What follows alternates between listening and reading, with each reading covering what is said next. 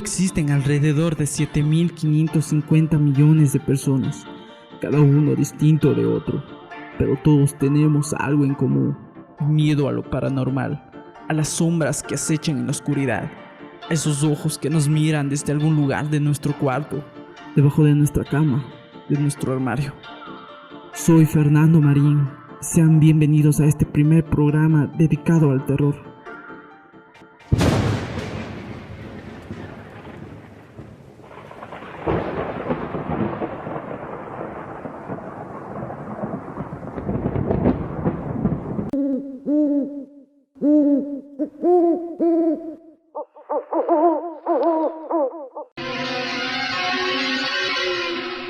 El mundo está lleno de cosas que aún no hemos comprendido, como las profundidades del océano, la inmensidad del espacio, la vida después de la muerte.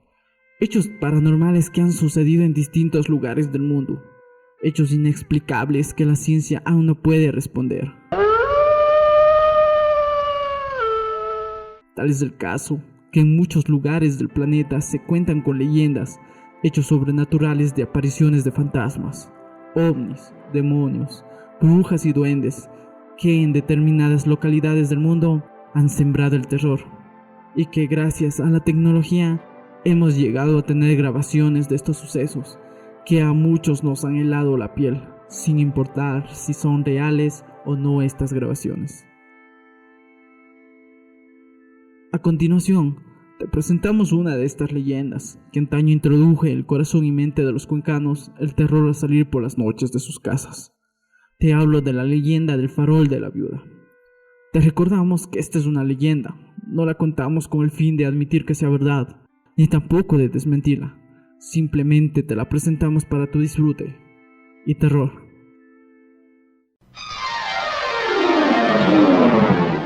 Cerca del río Tomebamba, por el sector del barrio El Vado, todas las noches una mujer salía a caminar con su hijo pequeño con la excusa de que si no lo hacía, la guagua no podía dormir. Sin embargo, solo era una mentira para la mujer poder encontrarse con otro hombre.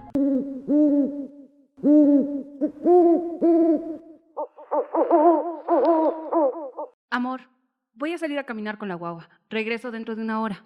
¿Otra vez a caminar? Cada noche es lo mismo y lo mismo. Muchas veces tardas más de lo normal. ¿Por qué ese afán de salir a estas horas de la noche? Por favor. Ay, amor, ya sabes que la guagua no se puede dormir fácilmente. Pero si la saco a caminar, luego llega cansada y se cae tendida en la cama rápidamente. Pero debe haber otras maneras de lograr que la guagua se duerma sin tener que salir a estas horas a la calle. Amor, fuera bueno si existiera otra manera. Pero he intentado de todas las formas y nada ha funcionado. Esta es la única manera en que la guagua se duerme y yo no voy a hacer un esfuerzo más. Ay, está bien, pero cojo un abrigo y te acompaño que ya es tarde. No, no te preocupes. Además, amor, tú trabajas arduamente todo el día. Nos das todo lo que nosotros tenemos ahora, todas nuestras comodidades. Descansa, cariño. Igual, no irá muy lejos. Además, hoy vendré muy pronto. De esa manera, a base de mentiras, la mujer salía todas las noches para encontrarse con su amante de turno y con el cual caminaban a orillas del río, donde la mujer a veces perdía la noción del tiempo y no se daba cuenta de lo tarde que era. Ay, cariño, mi marido sospecha cada vez más de mí y se muestra más reticente a la hora de dejarme salir sola por las noches para encontrarme contigo. ¿Eso quiere decir que no nos podremos ver? No, cariño. Si es necesario, esperaré a que mi marido se duerma para poder salir a verte. Me sorprende que el estúpido de tu marido aún no se dé cuenta de nuestra relación. Sí, amor. Y no sabes cuánto quisiera quedarme todas las noches contigo disfrutando de tu compañía. Te quiero mucho. Eso sería grandioso, amor. Pero no podemos arriesgarnos a que tu marido nos encuentre. Sigamos amándonos bajo el manto de la luna y las estrellas. Y así iban, pasando los días, y los amantes se seguían encontrando a orillas del río Tomebamba. Ella siempre con la guagua en brazos, cuando una de aquellas noches sucedió algo inesperado. ¿No se te hizo muy difícil salir hoy, mujer? No, cariño. Mi marido llegó muy cansado del trabajo, a tal punto que ni siquiera cenó y se fue directamente a la cama. Así que me fue más fácil para mí salir para poder verte. Es bueno, amor. Más fácil para nosotros. Supongo que esta noche es entre tú y yo. Así seguían caminando, ella a orillas del río distraída por los besos de su amante, que en un momento, por todo el éxtasis que recorría su cuerpo, sus manos se aflojaron y el bebé resbaló de las mismas, cayendo al río con llantos que poco a poco se fueron perdiendo hasta desvanecerse.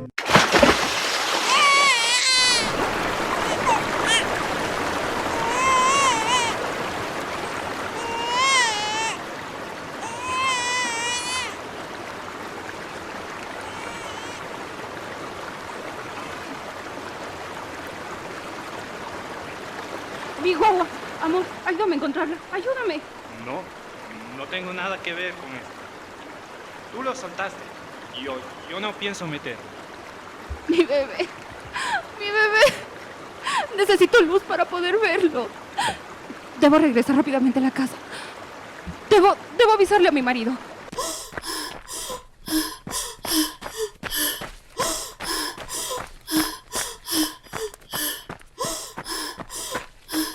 ¡Cariño! ¡Cariño! ¿Qué pasa, mujer? ¿Por qué tan desesperada? Nuestra hija, cayó al agua y no puedo ver nada. Por favor, ayúdame. Rápido, coge el farol y corre al río que me indique ese lugar.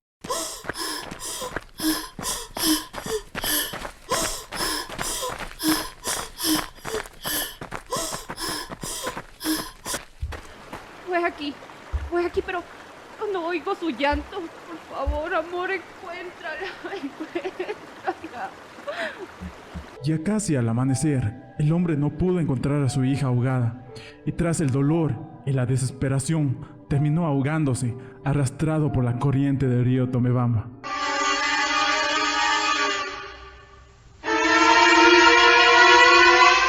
La mujer siguió buscando, y tras la muerte de su hija y su marido, poco a poco siguió perdiendo la cordura. Sin embargo, todas las noches salía con un farol llamando a su hija y a su esposo. Cariño, mi bebé, ¿dónde están? Vuelvan, lo siento tanto.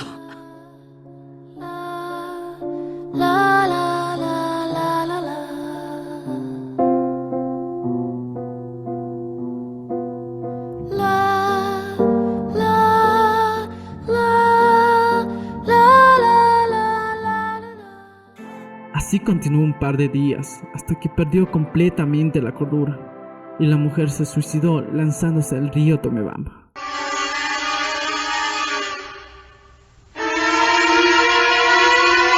Sin embargo, poco después la gente afirmó ver pasadas las 12 de la noche un farol que flotaba a 30 centímetros del suelo y muy cerca de la orilla del río Tomebamba, cerca del sector conocido como El Vado.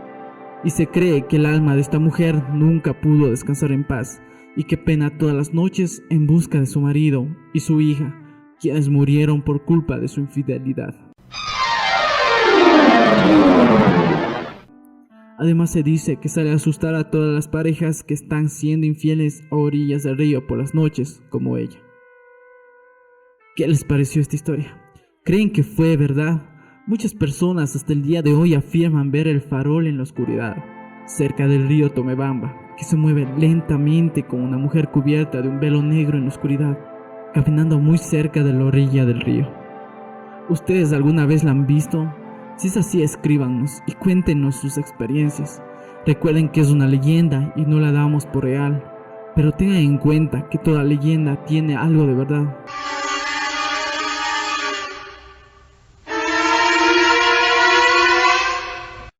¿Y tú? ¿Te atreverías a caminar a altas horas de la noche cerca de esta orilla?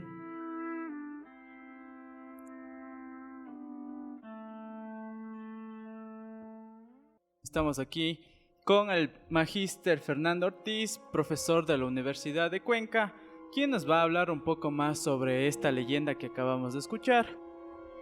Una que, como pudimos observar, ha sido bastante conocida al menos por todos los moradores del sector del Vado. Profe, cuéntenos sobre qué iba la historia en sí, o cuál era el concepto, qué querían transmitir con esto. Muchas gracias. En primer lugar, a mí me ha llamado mucho la atención cuando llegué a Cuenca que muchas de las leyendas que se transmiten de personas, familias, entre amigos, de manera oral en la cultura cuencana, eran muy similares a las historias, a las leyendas que yo escuché de niño en otro espacio geográfico como mi pueblo de nacimiento, Sucúa. Me causó mucha impresión, me llamó la atención estas coincidencias, ¿no? Pero claro, yo decía, la mayor parte de personas que fundaron los pueblos del Oriente son de la sierra y por lo tanto las leyendas, las historias, estas fábulas vinieron por ahí, ¿no? Pero más adelante, cuando tuve la ocasión de vivir un tiempo en España, en el 97, por asuntos académicos, también encontré y coincidencia las mismas historias que tenían un origen español. El cura sin cabeza, la viuda del farol y una serie de cuentos que venían por allá. Entonces, para mí, este tipo de leyendas, que luego también tuve coincidencias encontradas en Azogues, en Riobamba, en Quito, en Ibarra, en Loja, se siguen repitiendo como unas historias típicas y propias de Loja, de Riobamba, de Cuenca. Entonces yo llego a la conclusión de que primero el pueblo necesita, los grupos humanos necesitan para vivir en sociedad un tipo de fábulas, de leyendas. Esto es una capacidad de ficcionar socialmente, ¿no? Y que estas historias tienen varios propósitos, entre ellos el de normativizar, el de regular socialmente ciertos comportamientos. Probablemente este aprendizaje, estas historias tienen un propósito pedagógico en lo cultural y por lo tanto no solamente quedarnos en el hecho de la trama, de la historia, de la viuda del farol que sale por las noches a buscar a su hijo, a su marido con un farol por el sector del Vado, ¿no? Primero yo quisiera mostrar que estas historias son comunes a otros pueblos que son adaptados a otros ríos, a otros barrios en otras ciudades. Inclusive podría, como hipótesis, pensar que viene de una herencia española. Junto con el idioma español venían también estos adoctrinamientos culturales, adoctrinamientos ideológicos que nos decían cosas como, por ejemplo, qué es lo que debe hacer un hombre, qué es lo que debe hacer una mujer, qué es lo que debe hacer una madre, el comportamiento social, formal.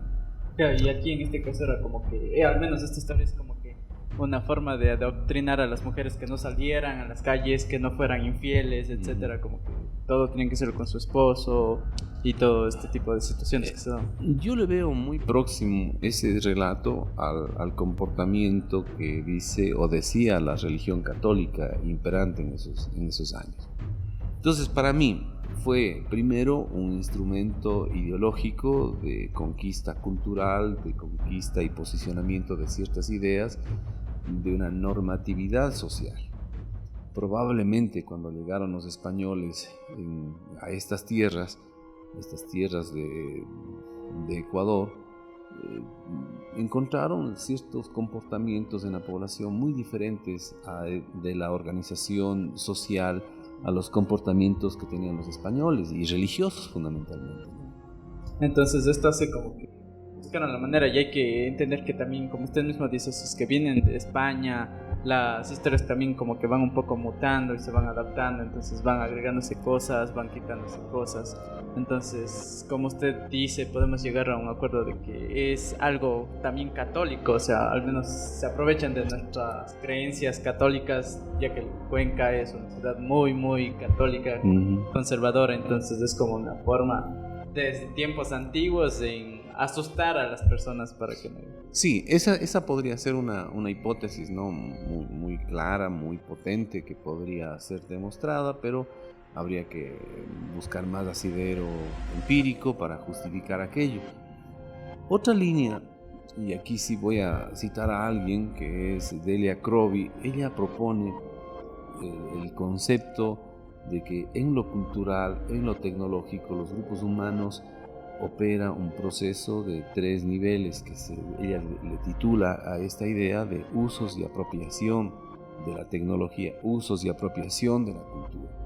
Entonces, por una parte, estuvo el fin pedagógico que tenían los españoles o los conquistadores o las iglesias religiosas, el catolicismo en su momento, de regar por la población este tipo de cuentos, este tipo de historias a manera de fábulas, de leyendas, una especie de parábola como hacía Jesucristo, ¿no? Iba contando unas historias interesantes para decir un mensaje como colofón. Este sabor de decir, dicen que pasó, dicen que en Cuenca había una bruja, una viuda que pasó por aquí, o el cura sin cabeza, tiene esa capacidad de usos y apropiaciones también. Entonces la gente, también nosotros necesitamos una especie, todos los seres humanos necesitamos la capacidad de ficcionar, de ensoñar, casi muy parecido a lo que ocurre en el sueño. Cuando nos dormimos, construimos unas historias de fantasía que las vivimos y nos recreamos y creemos, necesitamos pensar de esa manera de ensoñación.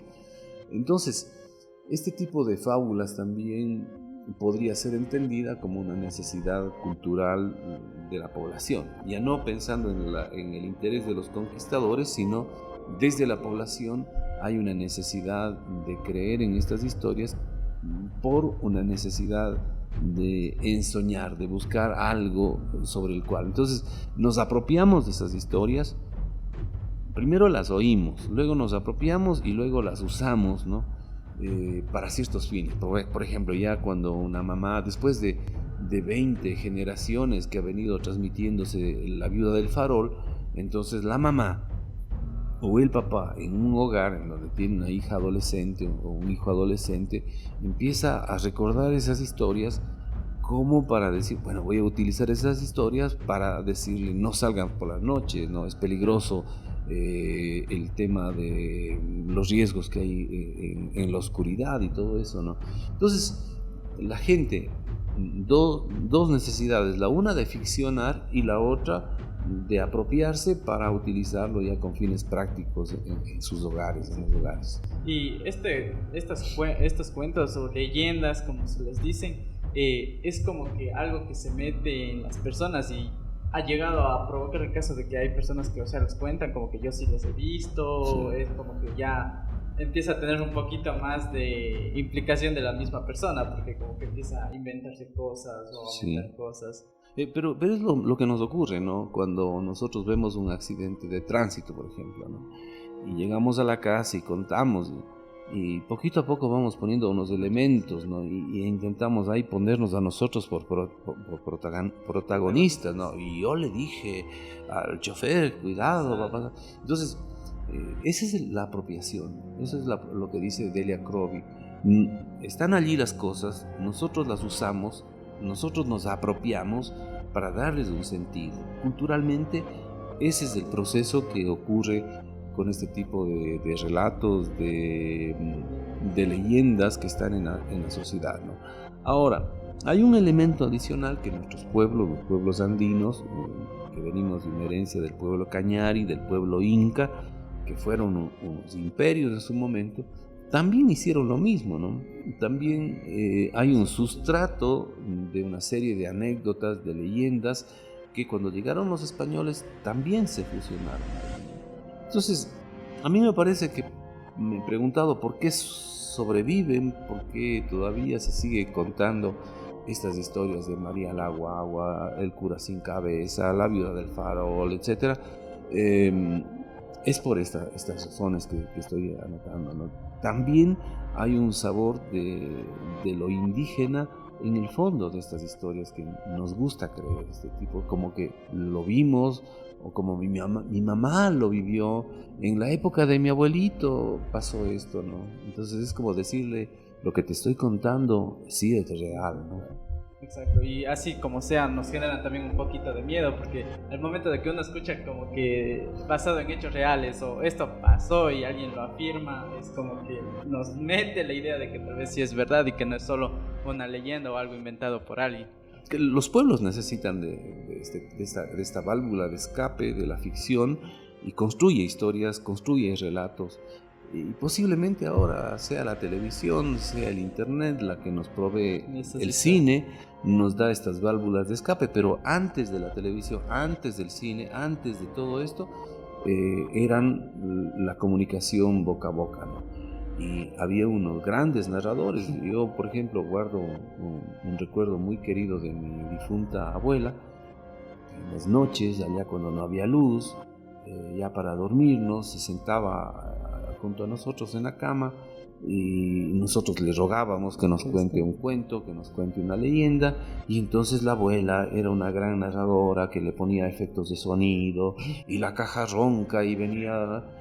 Entonces nosotros en la oscuridad o alumbrados con una vela, tiritando de miedo bajo las sábanas, claro, finalmente terminábamos creyendo la historia, viviendo la historia, visualizando lo que nos están contando y creyéndolas, ¿no? Entonces, además nos decía una persona como la abuela, ¿cómo vamos a dudar que no sea verdad, ¿no? ¿Cómo va a ser verdad? Y eso es interesante lo que cuenta, de que antes había esas formas de relatar las cosas, ahora casi todo está escrito, todo hay en internet, audios, etcétera. Entonces, también es como que un poquito interesante si se pudiera recuperar esto de contar historias de manera oral y, como usted lo dice, dándole efectos y todo eso, pero ya no como una forma de adoctrinar o de meter miedo, sino solo simplemente como para entretener. Creo que también tendría algo de interesante. Sí. A mí me llamó la atención un juego que pude ver en España en una familia con la cual hice amistad. Era, vamos a contar mentiras, ¿no? Así como le estoy contando los niños en la noche con la abuela. Allá se reunía un viernes, un sábado, a jugar, a contar mentiras. Entonces era en círculo, cada uno decía una cosa que se inventaba ese rato, era una mentira, pero era ir construyendo un cuento entre todos, ¿no? Entonces, muy, muy interesante. Claro, y creo que así surgen casi la mayoría de leyendas. Se reúnen un grupo, meten cosas que ellos han visto, tal vez otras personas han visto, y empieza como que a alargarse la historia y la leyenda se va formando así con el pasar del tiempo. Todos los pueblos necesitan ficcionar, todos los pueblos necesitan de leyendas para esto, y nuestro Ecuador tampoco ha sido extraño, más bien se dan estas cosas. Todo ese tipo de leyendas. Ok, muchísimas gracias, profe. Muchas gracias a los que nos están escuchando. Esto ha sido Sobre la Viuda del Farol, una pequeña entrevista con el docente de la Universidad de Cuenca.